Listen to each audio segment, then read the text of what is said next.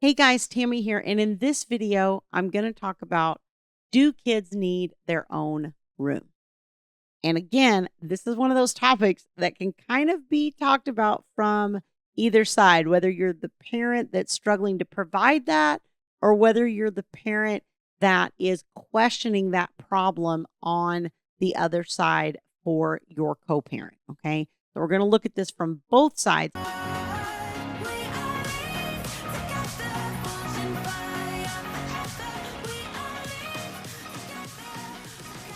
If you like my content, please subscribe to the channel so that you get notified as new videos are released. And if you like this video, of course, click like on it. That helps too. And as always, please share on social media. So many people need help on all these topics. And, you guys got to help me be my legs and feet on that, because I can't reach everybody that's out there. And we all know that the volume of these narcissistic issues is just insanity, honestly. Does your child need their own room? I was actually talking to someone today about the fact that the other parent cannot, in their opinion, provide adequate space and things for the child. And I've also talked to parents where they're concerned that they aren't able to provide a room or adequate space or whatever. I mean, let's face it, it's so expensive, right? I mean, I'm in California, which is like expensive mecca of the world, just about it. I know like New York is pretty bad too. And, there's some other places that around some of the bigger cities that do get really expensive. And, so sometimes it's hard to have a room for every child or all that kind of thing. And so how does the court really look at this? And what I usually tell parents is, look, the court really tries not to bring finances into their custody decision making. Now, if you're homeless and living out of your car, okay, that's probably going to be problematic. But, if you live in a low income apartment and the other parent lives in a multi-million dollar home, the other parent isn't going to get more parenting time just because they live in a multi-million dollar home. Now, if they live in a multi-million dollar home, I hope you're getting a fair amount of child support and you're not living in a low income apartment. But, I'm trying to paint a disparity here so that you can understand what I'm talking about.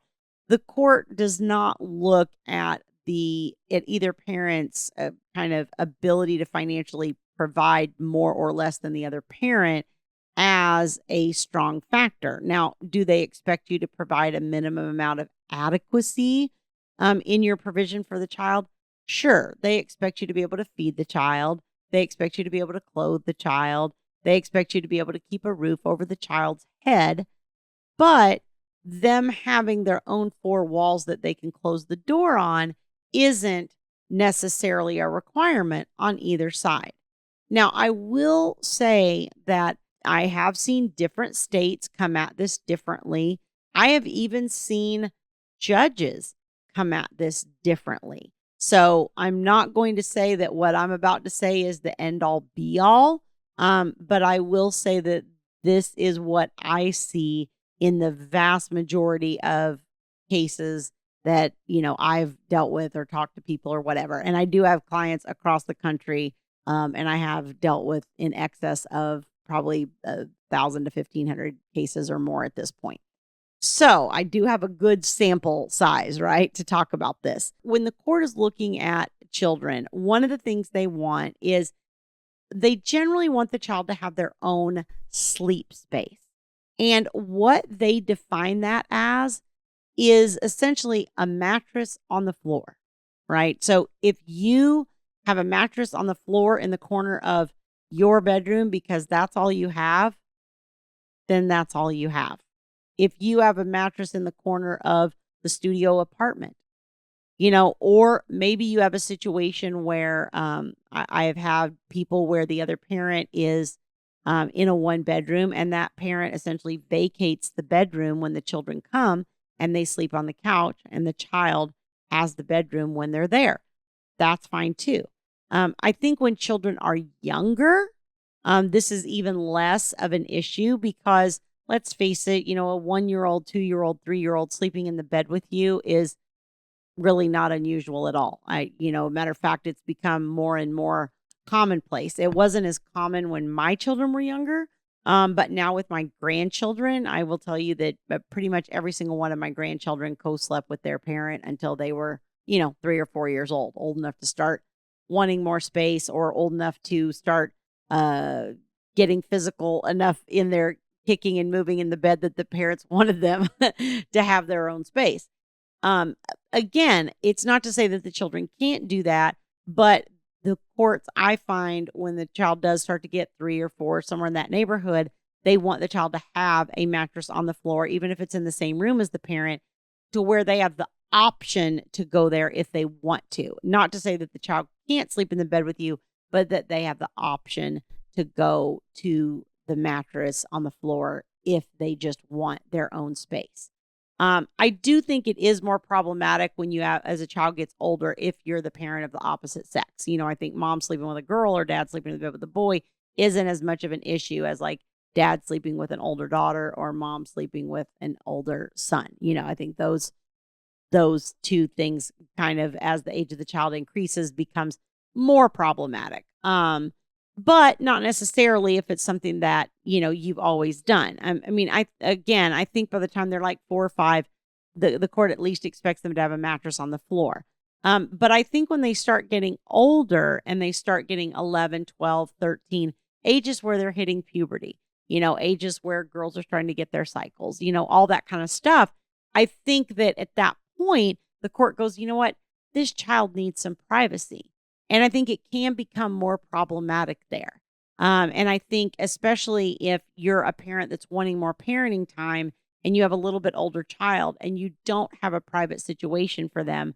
Now, again, maybe the situation is you have a 1 bedroom and you go to the couch and the child has use of your bedroom and they have full privacy in there. Fine, that's fine. That probably works. So you have to take into consideration the age of the child. Do you have multiple children? Are all of those children the same sex? If not, at some point, they're going to need separate rooms, right? If you have a boy and a girl, they can share a room. That'll work when they're little. But as they get older, again, I think it becomes more problematic just because of the fact that when they get into those teen years and those puberty issues start hitting, I think most courts and judges that I have seen feel like the child really is entitled to a certain level of privacy at that point. So you can be creative about how you accomplish this. I don't think it means that you have to live in a huge 3-bedroom house because you have 2 children.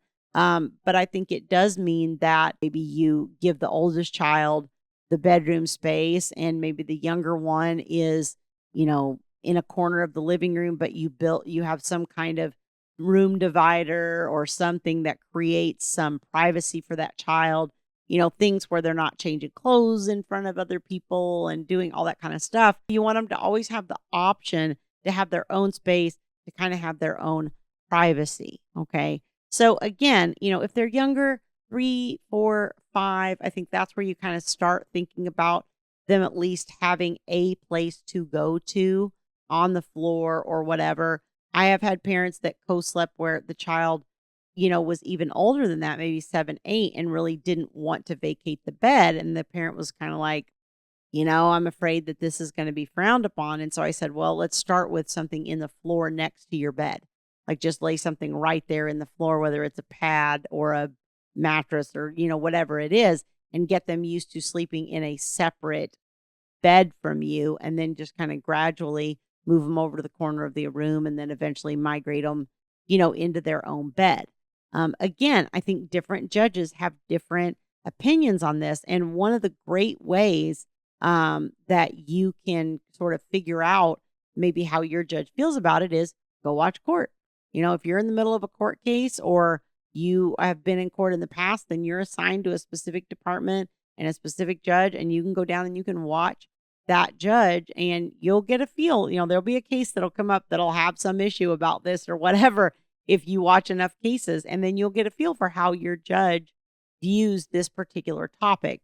But again, I think the vast majority of them feel like it's okay for kids to co-sleep when they're really little, but they start getting 3, 4, 5, they need their own spot, that they can go to. And then when they get a little bit older, they start needing some privacy and we got to figure out how to give them that. I will tell you that I have had judges order that a child not co-sleep with a parent and new partner if that child is little. I've had situations where people have babies, or maybe like a 1-year-old or something like that. And I think particularly like a, well, I shouldn't say that. I've seen both sides, dad and mom, with a new mate, a new girlfriend, a new boyfriend, whatever, that's sleeping in the bed with them, that they just put the baby in with them. I have seen the court kind of frown on that and say that that other adult in the bed is not that baby's parent and should not be co-sleeping with them. So again, I know these things kind of seem like no big deal to us, but these are the little things that can sort of be frowned upon in the court, and can cause you to end up with a specific court order around this or that not happening. So, as much as we can, we want to foster that independence in the children, give them their own sleep space, give them their ability to have, their own privacy and things. Go watch your judge so that you can kind of figure out what their personal perspective on it is, because I don't think this is uniform across the board. But I do think that it tends to be what I said. It tends to be, oh, they need their own sleep space, at least a mattress, something when they're younger. And then when they're older, they need their own room. I have had a couple clients where it was a little more stringent than that. It was like, nope, you do have to have rooms and beds set up, and boys can't be in with girls and girls can't, all that kind of thing. So again, it can vary, but I think that that's a good foundational place for you to start, especially if you're recently separated. I think when you're recently separated, courts kind of recognize that there's certain situations that are probably temporary because we're all adjusting financially and all that kind of thing. And it's different if you're doing that in the first 6 months after you separate than if you're, 4 years down the road and your 12-year-old is still sleeping on a mattress in the corner of the room. That's going to be a little more problematic than if it's a fresh issue and everybody's trying to adapt. The court will give you some grace around that. But they are going to expect you to take steps to try to resolve the issues as much as you can. So I hope that's helpful on the sleeping arrangement issues. And if you guys would like to learn more about my services, you can go to divorceuniversityonline.com/VIP coaching. There's a link on that page where you can set up a time to speak to one of my staff, learn more about my services, and find out how I might be able to support you on this journey. Talk to you next time.